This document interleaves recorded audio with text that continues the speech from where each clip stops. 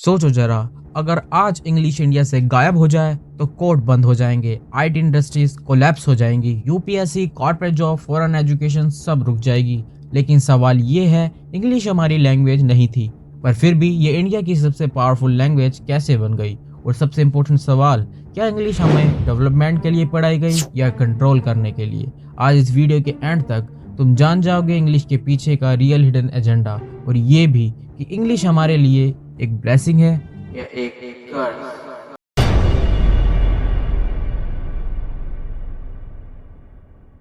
British आने से पहले इंडिया वर्ल्ड इकोनॉमी का 25% कंट्रोल करता था। हमारे पे कुछ ऐसी यूनिवर्सिटीज थी जो पूरे वर्ल्ड के अंदर उस टाइम पे काफी ज्यादा मानी जाती थी, जैसे तक्षशिला, नालंदा, और इनमें पढ़ाए जाने वाले सब्जेक्ट थे संस्कृत, साइंस, मैथ, मेडिसिन और आपकी रीजनल लैंग्वेज। लेकिन इंडिया इलिटरेट नहीं था, बस सिस्टम अलग था।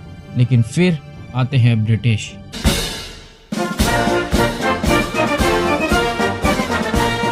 ईस्ट इंडिया कंपनी से बिजनेस करने के लिए इंडिया नहीं आई थी। उन्हें कुछ ऐसी प्रॉब्लम फेस करनी पड़ी जिन्हें वो पूरी तरीके से बदलना चाहते थे, जैसे हर स्टेट की एक अलग लैंग्वेज, लो समझना मुश्किल, और इंडियन एलाइड ब्रिटिश कंट्रोल में बिल्कुल नहीं थे। कंपनी को चाहिए था एक ऐसा क्लास जो इंडियन हो लेकिन सोच ब्रिटिश हो, और यहीं से शुरू होता है इंग्लिश का गेम।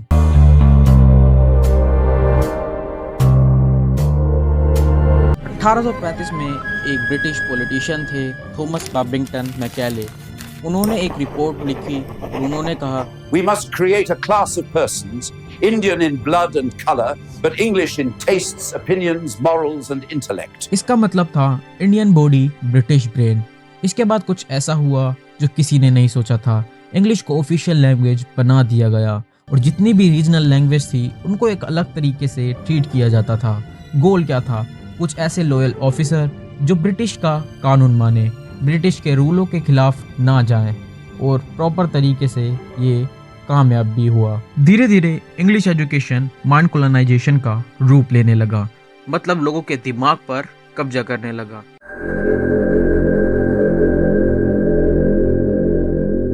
ब्रिटिश के टाइम पे इंग्लिश पढ़ना मतलब गवर्नमेंट जॉब, रिस्पेक्ट, और जो इंग्लिश नहीं जानते थे अनएजुकेटेड लोअर क्लास। ब्रिटिश ने क्या किया?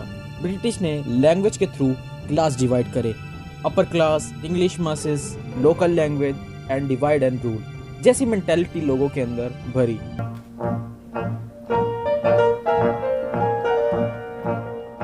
गांधी जी, नेहरू जी, अंबेडकर जी सब इंग्लिश एजुकेटेड थे। इंग्लिश ने फ्रीडम आइडिया दिया। इंग्लिश ने ही ब्रिटिश को चैलेंज करना सिखाया, कॉन्स्टिट्यूशन लिखने का टूल बना।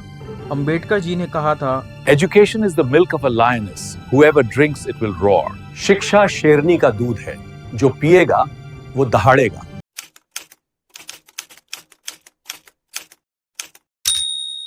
नाइनटीन 47 के बाद इंग्लिश को एक नई पहचान दी गई। इंग्लिश को एक लिंक लैंग्वेज की तरह ट्रीट करे जाने लगा। उसे टेम्परेरी बोला गया, लेकिन वो परमानेंट बन गई।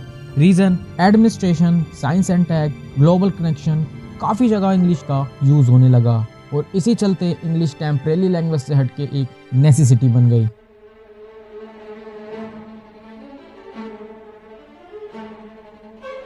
अगर इंग्लिश के कर्ज की बात करें तो लोकल लैंग्वेज का खत्म हो जाना, अपनी ही लैंग्वेज को एक शर्म की तरह देखना, किसी की भी इंटेलिजेंस को इंग्लिश से जज करना, और वहीं इसकी अगर ब्लेसिंग की बात करें तो आईटी सेक्टर का बूम होना, ग्लोबल जॉब्स पाना, स्पेस एंड रिसर्च जैसी चीजें हैं। इंग्लिश ने हमें वश में भी किया है और एक ताकतवर भी बनाया है। इंग्लिश हमें इसलिए पढ़ाई गई ताकि हम सोचना बंद करें और सिर्फ फॉलो करें, लेकिन आज वक्त बदल चुका है। आज इंग्लिश एक टूल है, मास्टर हमें होना चाहिए। लैंग्वेज को अपनी आइडेंटिटी मत बनाओ, नॉलेज लैंग्वेज से बड़ी होती है, इसलिए किसी को भी उसकी लैंग्वेज नहीं उसकी नॉलेज से जज करना चाहिए।